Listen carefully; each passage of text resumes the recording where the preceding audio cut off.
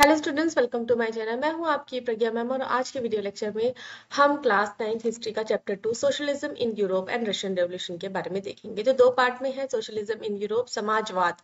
समाजवाद जो यूरोप में कैसे आया, कैसे फैला, उसके बारे में हमको देखना है।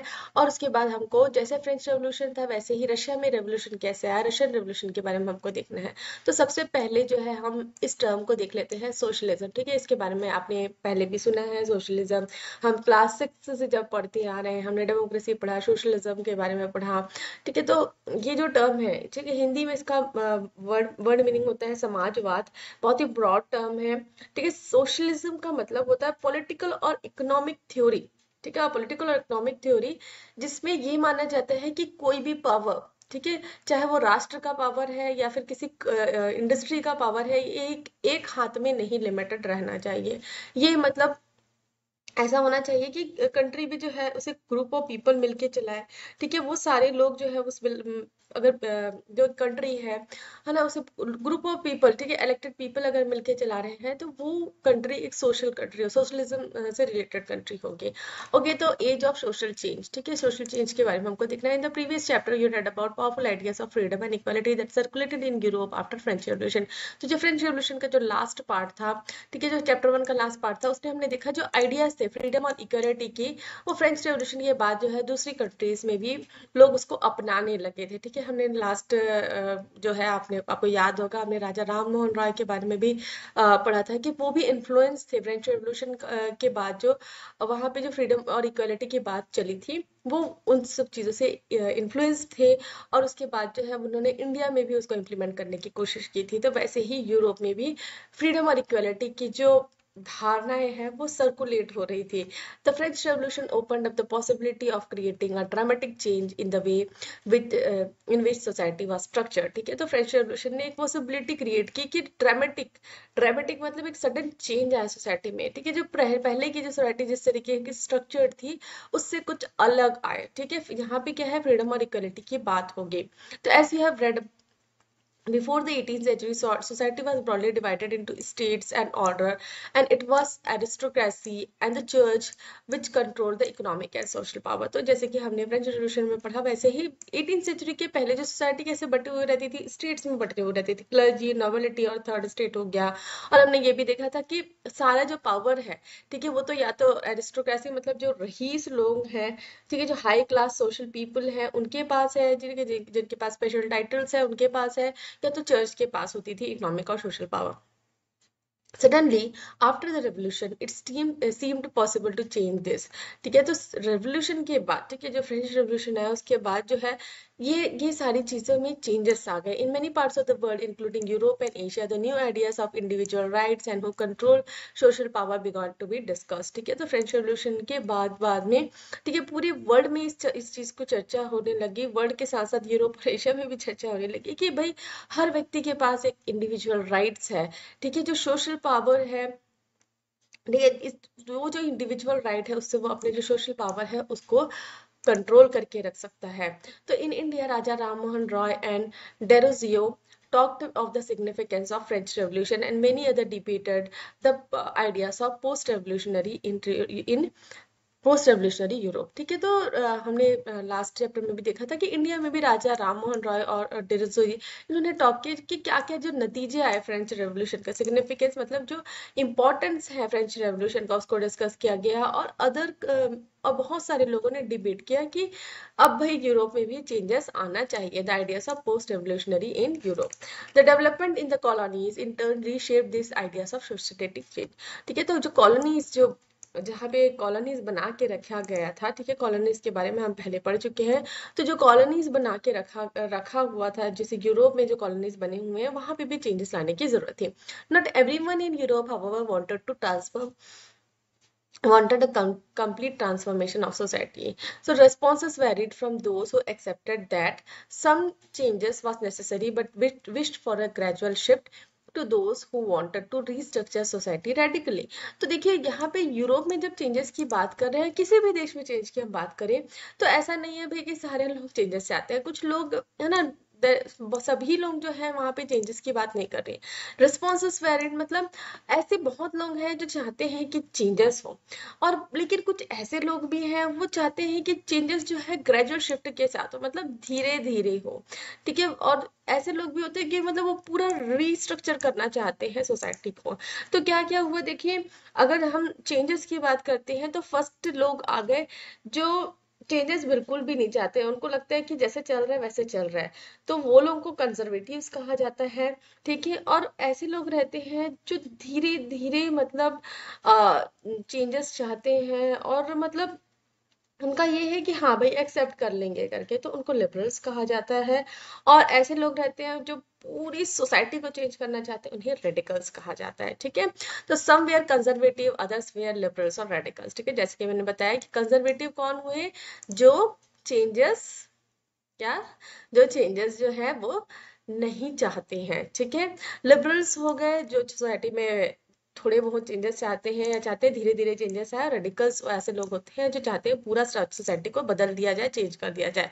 What did this terms really mean in the context of time, what separated this trends of politics and what linked them together. तो ये जो टर्म्स है ये अलग अलग टाइम में अलग अलग तरीके से इसको डिफाइन किया गया है। और ये जो पॉलिटिक्स है, ठीक है, पॉलिटिक्स में भी इनका अलग अलग मीनिंग है और ये अलग अलग तरीके से लिंक्ड किए गए हैं। We must remember that this terms did not mean the same thing in context और ऑल द टाइम्स। जैसे जैसे मैंने बोला कि ये जो टर्म्स हैं, ठीक है, कंजर्वेटिव, लिबरल्स और रेडिकल्स, ये हर समय हर तरीके से एक ही मतलब में हम नहीं ले सकते। तो यहाँ पे जो मतलब है मैंने आपको बता दिया है। We will look briefly at some of the important political traditions of 19th centuries and how and see how they influence the change. ठीक है, तो हम अभी अब चैप्टर में अभी देखने वाले हैं कि जो 19th सेंचुरी में क्या क्या चेंजेस आए, कैसे उनको इन्फ्लुएंस हुआ। Then we will focus on one historical event in which there was an attempt at radical transformation of the society. तो आगे हम क्या देखने वाले हैं उसको बताया गया यहाँ पे। दो the revolution in Russia, socialism became one of the most significant and powerful ideas to shape society in 20th century। ठीक है, तो हम आगे देखेंगे कि सोशलिज्म जो है एक बहुत ही सिग्निफिकेंट और पावरफुल आइडिया है। ठीक है, जिससे जो सोसाइटी को रीस्ट्रक्चर किया जाएगा 20th सेंचुरी के आते आते। ओके, तो यहाँ पे हमको देखना है लिबरल्स, रेडिकल्स और कंजर्वेटिव्स के बारे में। तो लिबरल्स, रेडिकल्स और कंजर्वेटिव्स का यहाँ पे जो यूरोप में क्या मतलब आ रहा है, यूरोप के पॉलिटिक्स के क्या मतलब आ रहा है, उसको हमको देखना है। One of the groups which looked to change society were liberals. ठीक है, तो पहला ग्रुप जो है जो सोसाइटी में चेंजेस लाना चाहते थे वो कौन थे, liberals. So liberals fought in a nation which tolerate all religions। तो लिबरल्स जो है उनको कैसा नेशन चाहिए था, एक ऐसा नेशन जहाँ पे हर रिलीजन्स जो है जिसको टॉलरेट किया जाए, टॉलरेट मतलब हर रिलीजन को माना जाए, हर रिलीजन को एक समान माना जाए। ठीक है, कोई भी रिलीजन के बेसिस पे भेदभाव ना हो। We should remember that at this time European states usually discriminated in the favor of one religion or other. Britain favored the Church of England, Austria and Spain and favored the Catholic Church। तो यहाँ पे Europe में उस समय जो है discrimination होता था रिलीजन के बेसिस में। तो जैसे कि ब्रिटेन में जो है चर्च ऑफ इंग्लैंड, ऑस्ट्रिया और स्पेन को फेवर किया जाता था। ठीक है, कैथोलिक चर्च जो है उसको फेवर किया जाता था। तो liberal also oppose the uncontrolled power of dynastic rulers. तो लिबरल्स जो है जो पावर्स हुआ करते थे, सिर्फ और सिर्फ जो डायनेस्टी वाले जो रूलर्स हुआ करते थे, जो हेरिडिटरी रूलर्स हुआ करते थे, उसके पास जो अनकंट्रोल मतलब एकदम हद से ज्यादा जो पावर हुआ करता था उनको वो अपोज किया करते थे। They wanted to safeguard the right of individuals against government. They argued for respective elected parliamentary government subject to laws interpreted by well-trained judiciary that was independent of rulers and officials। तो उनकी क्या मांग थी कि हर एक आदमी जो है, हर एक जो इंडिविजुअल जो है उसके पास एक राइट्स हो, अपने कुछ राइट्स हो जिसको वो सेफ गार्ड कर सके। मतलब स्पीच का राइट हो गया, जो राइट्स अभी मतलब आप मान लीजिए अभी जो हमको मिले हुए जो राइट्स हैं, ठीक है, उस तरीके के इंडिविजुअल राइट्स होने चाहिए, है ना। एक रिप्रेजेंटेटिव होना चाहिए, इलेक्टेड पार्लियामेंट्री गवर्नमेंट होना चाहिए, एक वेल ट्रेन्ड जुडिशरी होनी चाहिए। जुडिशरी मतलब जो लॉस क्रिएट करती है, ठीक है, न्याय के लिए जो खड़ी होती है उसे जुडिशरी कहा जाता है, जो कोर्ट रहता है उसे जुडिशरी कहा जाता है। और इंडिपेंडेंट मतलब इसमें रूलर्स और ऑफिशियल्स का कोई हाथ नहीं होना चाहिए। However, they were not Democrats. They did not believe in universal adult franchise, that is the right of every citizen to vote. तो ये जो है ये डेमोक्रेट्स नहीं हुआ करते थे। डेमोक्रेसी का मतलब होता है कि जहाँ पे वोट करके अपने नेता चुने जाते हैं। तो यहाँ पे यूनिवर्सल अडल्ट फ्रेंचाइजी को सपोर्ट नहीं किया जा रहा है। यूनिवर्सल अडल्ट फ्रेंचाइजी क्लासिक्स से आप पढ़ते आ रहे हैं, जिसका मतलब होता है राइट टू वोट, ठीक है। तो they felt man of property mainly should have the vote, they did not want vote for women. तो ठीक है, उनका क्या मानना था कि जिसके पास प्रॉपर्टी है उसी के पास अधिकार होना चाहिए वोट करने के लिए। सारे जो लोग हैं उनको वोट देने की जरूरत नहीं है, और इवन जो वुमेन है उनको वोट देने का अधिकार नहीं होना चाहिए। In contrast radicals wanted a nation in which government was based on majority of countries population. और जो रेडिकल्स हुआ करते थे, इन कॉन्ट्रास्ट मतलब उनसे बिल्कुल भी अलग, ठीक है, उनकी सोच जो है लिबरल से बहुत अलग थी। उनको एक ऐसा गवर्नमेंट चाहिए जहाँ पे उनको एक ऐसा नेशन चाहिए जहाँ पे गवर्नमेंट होना चाहिए, ठीक है, जो कंट्री के पॉपुलेशन को संभाल सके, ठीक। तो मैनी सपोर्टेड वुमेन सफ्रेगेट मूवमेंट्स, और इसमें जो लोग हैं, यहाँ के जो लोग हैं, जो रेडिकल्स हैं, वो वुमेन्स की जो सफ्रेज मूवमेंट मतलब वुमेन जो मूवमेंट कर रही है, मूवमेंट मतलब आंदोलन कर रही है अपने आप को ये राइट देने के लिए कि उन्हें भी वोटिंग राइट मिल सके, तो उसको वो सपोर्ट करते थे। Unlike liberals they oppose the privileges of great land owners and wealthy factory owners. तो जैसे कि लिबरल्स जो है वो सपोर्ट करते थे कि जो जिनके पास प्रॉपर्टी है उनको ही राइट मिले वोट का। तो ये सारी चीजें जो है लिबरल्स जो है वो सपोर्ट नहीं करते थे, और उनको जो अधिकार विशेष अधिकार दिए गए थे, प्रिविलेजेस मतलब विशेष अधिकार दिए गए थे, जो बड़े बड़े लैंड ओनर्स हैं और फैक्ट्री ओनर्स हैं, तो उनको वो अपोज करते थे। They were not against the existence of private property but dislike concentration of property in the hands of few. तो उनका ये मानना था कि अगर किसी के पास प्रॉपर्टी है तो उसका कोई बुरा नहीं है, लेकिन वो ये चाहते थे कि प्रॉपर्टी डिस्ट्रीब्यूटेड हो, ये नहीं कि प्रॉपर्टी एक ही व्यक्ति के हाथ में हो और बाकी लोग गरीब हो, इस तरीके का वो नहीं चाहते थे। Conservative were opposed to radicals and liberals, ठीक है। और कंजर्वेटिव थर्ड ग्रुप ये है कंजर्वेटिव, जो कि रेडिकल्स और लिबरल्स दोनों को सपोर्ट नहीं करते थे। After the French revolution however even conservatives have opened their minds to need the need for change. तो आफ्टर फ्रेंच रेवोल्यूशन के बाद में जो कंजर्वेटिव है उन्होंने भी अपने माइंड में बदलाव लाए कि उनको ये समझ में आ गया कि चेंजेस लाना तो जरूरी है। Early in the 18th century conservative had been generally opposed to the idea of change। और अर्ली 18th सेंचुरी में जो कंजर्वेटिव थे वो बिल्कुल मतलब अपोज करते थे कि ये जो चेंजेस वगैरह है ना वो नहीं होने चाहिए। और बाय 19th सेंचुरी उन्होंने एक्सेप्ट कर लिया कि भाई चेंजेस जो है वो जरूरी, सम चेंजेस फॉर इनविटेबल मतलब वो समाज के लिए जरूरी है, ठीक है। इनविटेबल का मतलब होता है अनअवॉइडेबल, मतलब उसको चेंजेस लाना बहुत जरूरी है। But believe that past has to be respected and change has to be brought about through a slow process. तो उनका ये मानना था कि भाई जो पास्ट में जो चलता आ रहा है, पास्ट से जो रूल्स एंड रेगुलेशंस चलते आ रहे हैं उनको हमको रेस्पेक्ट करना चाहिए, उसको फॉलो करते हुए सोसाइटी में धीरे धीरे करके चेंजेस लाने चाहिए। सच differing ideas about society change clashed during social and political turmoil that followed the French Revolution। तो ये जो different ideas हैं liberals के, radicals के और conservatives के, ये सोसाइटी में मतलब clashes लाने मतलब मतभेद ला देते थे। सोशल और पॉलिटिकल जो चेंजेस लाने हैं उसमें उथल पुथल ला लेते थे। टर्मोइल मतलब उथल पुथल लाना है, ठीक है, फ्रेंच रेवोल्यूशन के बाद में। The various attempt at revolution and national transformation in the 19th century helped define both the limits and potential of this political tendency। तो ये बहुत सारे अटेम्प्ट हुए, ठीक है, रेवोल्यूशन के बाद में कि पूरा नेशन को ट्रांसफॉर्म करना है हमको, ठीक है। तो यहाँ पे बहुत सारी चीजें ये हेल्प की, और ये जो पॉलिटिकल टेंडेंसी है, ठीक है, उसको बदलाव लाने के लिए मतलब एक बदलाव वहां पे लेके आए। 1.2 Industrial Society and Social Change. This political trends with a sign of new time. It was a time of profound social and economic changes. तो यहाँ पे ये बोला जा रहा है ये जो political trends मतलब ये जो politics में उथल पुथल हो रहे हैं, changes आ रहे हैं, वो एक साइन दे रहा था कि हाँ एक नया समय आने वाला है। और ये एक वो समय था जहाँ बहुत सारे सोशल और इकोनॉमिक चेंजेस हो रहे थे। प्रोफाउंड मतलब अलग अलग तरीके से सोशल और इकोनॉमिक चेंज हो रहे थे। तो इकोनॉमिक एक नया टर्म दिख रहा है यहाँ पे। तो इकोनॉमिक का मतलब होता है जो अर्थव्यवस्था से रिलेटेड है, ठीक है, जो हमारे देश की अर्थव्यवस्था से रिलेटेड होता है उसे इकोनॉमिक चेंजेस कहा जाता है।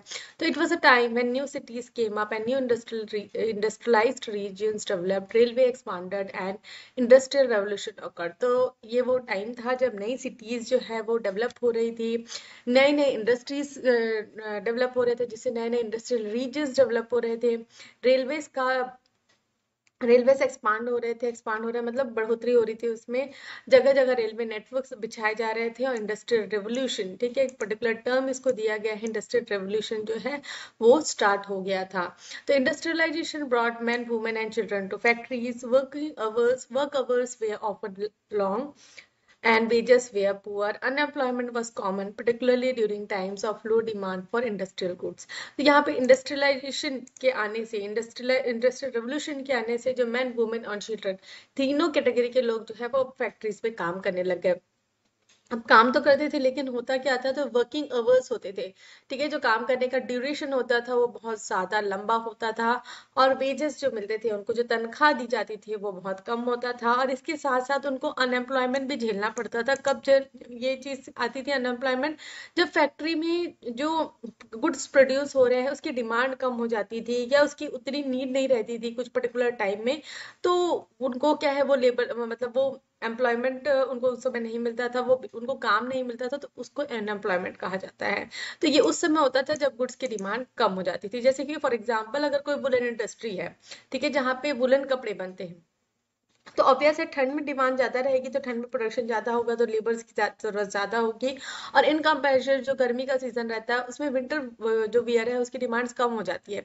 तो ऐसे समय में क्या रहता है, फैक्ट्री में प्रोडक्शन कम होगा, प्रोडक्शन कम होगा तो उस समय वर्कर्स की कम जरूरत होगी, तो जो वर्कर्स को काम नहीं मिलेगा तो वो क्या हो जाएंगे, अनएम्प्लॉयमेंट का शिकार हो जाएंगे।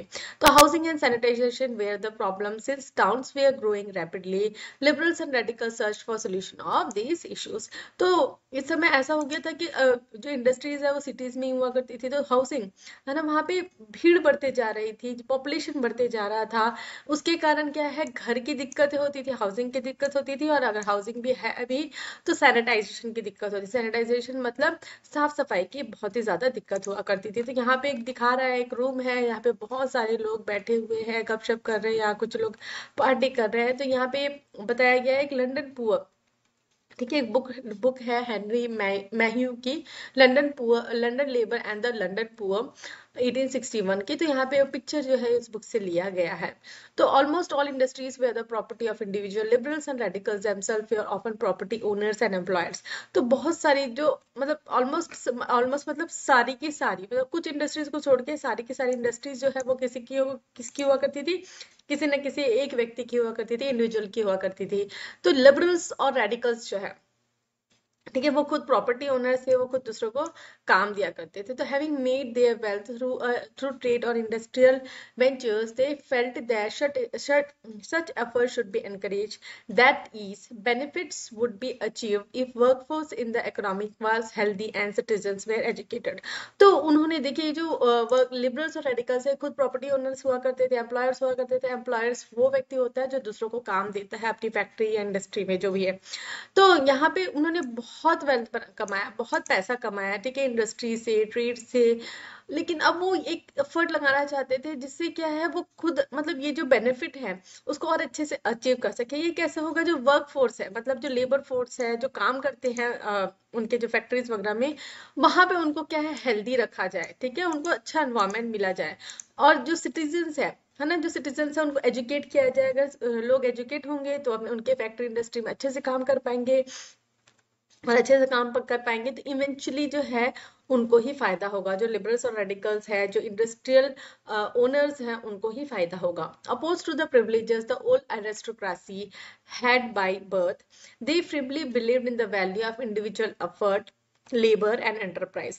तो अपोज टू द प्रिविलेजेस मतलब जो अधिकार दिया जाता था ओल्ड एरिस्टोक्रेसी, जो पुराने रईस लोग रहते थे, वो लोग क्या बिलीव करते थे कि भाई हमारा जो है, हमारा ही फायदा होना चाहिए, लेबर्स वगैरह को ध्यान नहीं दिया करते थे, ठीक है।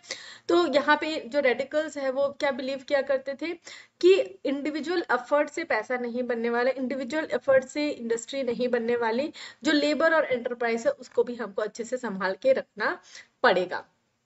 The freedom of individual was ensured if the poor could labor and those with capital could operate without restraint. They believed society would develop. तो ये जो रेडिकल्स है, ये जो लिबरल्स और रेडिकल्स, ये क्या बिलीव करते थे कि हर एक इंडिविजुअल को हमको थोड़ा सा आजादी देनी पड़ेगी, ठीक है, जिससे क्या है जो पुअर है, ठीक, गरीब लोग हैं, उनको भी काम मिल सके, वो भी लेबर कर सके, ठीक है, और जिनके पास कैपिटल है वो उसको बिना रोक टोक के, रिस्ट्रेन मतलब बिना रोक टोक के उसको यूज कर सके, और ऐसी ही सोसाइटी है जो है वो ज्यादा डेवलप होगी, लेबर ज्यादा मिलेंगे, कैपिटल जिसके पास है, पैसे जिसके पास है, वो इंडस्ट्रीज में लगा पाएंगे बिना रोक टोक के, तो इससे क्या है सोसाइटी डेवलप होगी। तो many working man and women who wanted changes in the society rallied about liberals and radical groups and parties in early 19th century। तो अर्ली 19th century के आते आते जो भी मैन और वुमेन चाहते थे कि हमारे जो अधिकार हैं उसमें चेंजेस है, तो ये लोग जो है लिबरल्स और रेडिकल ग्रुप्स के साथ मिल गए और रैलीज किया करते थे ताकि हमारे समाज में अलग तरीके का बदलाव आए। Some nationalist liberals and radical wanted revolution to put an end to the governments of kind of governments establish in Europe in 1815। तो ये जो नेशनलिस्ट है और लिबरल और रेडिकल्स का जो ग्रुप है, ये चाहते थे कि जो एग्जिस्टिंग गवर्नमेंट है, ठीक है, जो 1815 में एस्टैब्लिश हुई थी यूरोप में, अब उसको एंड कर दिया जाए। तो वैसे ही in France, Italy, Germany and Russia they became revolutionaries and worked to overthrow the existing monarch. तो वैसे ही फ्रांस, इटली और जर्मनी और रशिया में भी ये जो रेवोल्यूशनरीज हैं, ये जो क्रांतिकारी हैं, ये चाहते थे कि ये जो एग्जिस्टिंग मोनार्ची वाली जो गवर्नमेंट है उसको हटा दिया जाए, ठीक है। मोनार्ची हम पहले भी देख चुके हैं, मोनार्ची वो रूल होता है जहाँ पे पूरा जो डिसीजन लेने का अधिकार किंग के पास होता है, उसे मोनार्ची रूल कहते हैं। तो nationalist talked of revolution that would create nation while citizen would have enough right. तो नेशनलिस्ट हमेशा एक ऐसे रेवोल्यूशन की बात करते थे, ऐसी क्रांति के बारे में बात करते थे जहाँ जो सिटीजन्स हैं, ठीक है, उनके पास सारे के सारे सिटीजन्स के पास इक्वल राइट हो, उसमें कोई भी प्रॉपर्टी ओनर को अलग राइट मिलेगा, ठीक है, गरीब है उसको अलग राइट मिलेगा, ऐसा नहीं होने वाला था। So after 1850, Giuseppe Mazzini, Italian nationalist, conspired with others to achieve this in Italy. Nationalists elsewhere, including India, read his writings. तो 1850 में जो है इटालियन नेशनलिस्ट है, इन्होंने कॉन्स्पिरेसी की और इटली में जो मोनार्ची रूल है उसको खत्म कर दिया। जो इससे क्या है, जो नेशनलिस्ट थे, ठीक है, अलग अलग जगह में जो नेशनलिस्ट थे अलग अलग कंट्रीज में, वो भी जो घटना हुई इससे बहुत ही प्रभावित हुए, जिसमें इंडिया भी इंक्लूडेड है, ठीक है। उसकी राइटिंग्स वगैरह पढ़ने के बाद इंडिया को भी लगा कि भाई हमको भी अब आज़ादी मिलनी चाहिए। तो coming of socialism to Europe, Europe में सोशलिज्म कैसे आया उसको हमको देखना है, ठीक है। तो अभी हमने इंडस्ट्रीज के बारे में देख लिया, अब हमको देखना है सोशलिज्म जो है वो यूरोप में कैसे आया। Perhaps one of the most far reaching visions of how society should be structured was socialism. तो सबसे इम्पोर्टेंट जो विजन था सोसाइटी में, यही था कि सोसाइटी में सोशलिज्म को कैसे स्ट्रक्चर में लाना चाहिए। तो by mid 19th century in Europe, socialism was a well-known body of ideas that attracted widespread attention। तो ऐसे ही मिड 19th सेंचुरी के आते आते यूरोप में सोशलिज्म क्या है, एक well known body of ideas बन गई, ठीक है, जहाँ पे मतलब लोगों को वो अट्रैक्ट किया करती थी। सोशलिज्म की जो भावना है, जो उसमें जो रूल्स है, ठीक है, सोशलिज्म का मतलब क्या होता है हम पहले डिस्कस कर चुके हैं। सोशलिज्म जो आइडियाज है वो लोगों को बहुत अट्रैक्ट किया करते थे, जो सोशलिज्म को जो फॉलो करते थे उन्हें सोशलिस्ट कहा जाता था। तो socialist were against private property and saw it as the root of all social evils of that time. तो सोशलिस्ट जो थे वो अगेंस्ट थे कि प्राइवेट प्रॉपर्टी जो है वो बिल्कुल मतलब खत्म, प्राइवेट प्रॉपर्टी वाले जो कंसेप्ट है वो बिल्कुल खत्म कर देना चाहिए, ठीक है।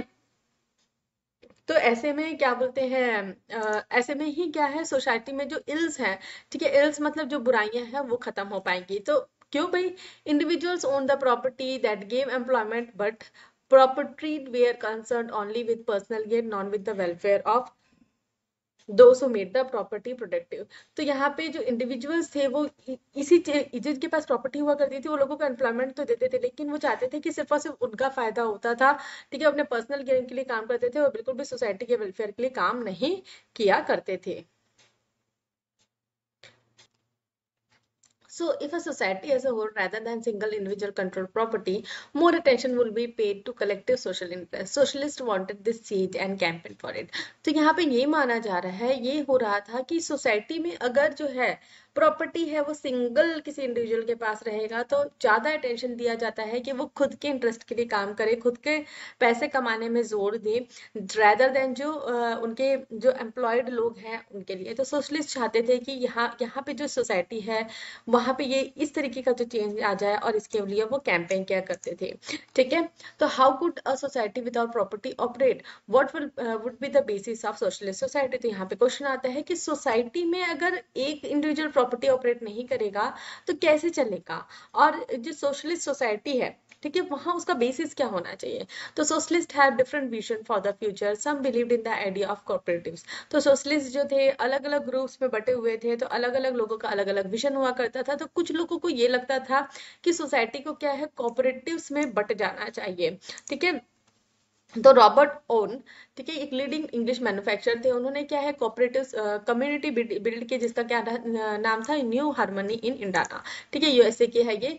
और अदर सोशलिस्ट जो है उनको क्या लगता था, cooperative could not be build on a wide scale, only through individual initiative. They demanded that government encourage cooperatives. तो अदर जो सोशलिस्ट है उनको ये लगता था कि जो कोऑपरेटिव्स है वो इंडिविजुअल इनिशिएटिव, एक किसी एक के इनिशिएटिव से नहीं बन सकता, इसमें गवर्नमेंट को क्या है हाथ लगाना पड़ेगा, गवर्नमेंट को इसके लिए जो है एनकरेज करना पड़ेगा कोऑपरेटिव्स को।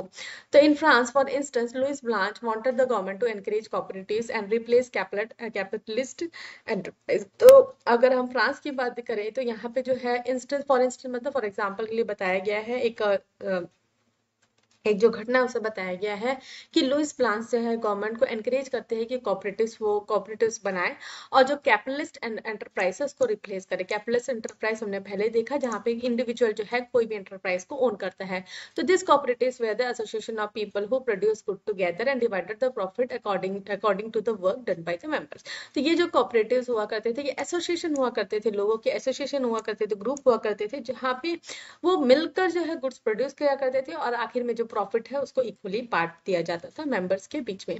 तो कार्ल मार्क्स, ठीक है, बहुत बड़े इकोनॉमिस्ट हैं, and Friedrich Engels added other ideas to this body of arguments. तो उन्होंने कुछ और आइडियाज लगाए, ये जो आर्ग्यूमेंट्स चल रहे थे, ये जो आइडिया थे उसमें कुछ और उन्होंने अपने आइडियाज लगाए। तो मार्क्स आर्ग्यूड कि industrial society was capitalist, the capitalist own the capital invested in factories and the profit of the capitalist was produced by workers.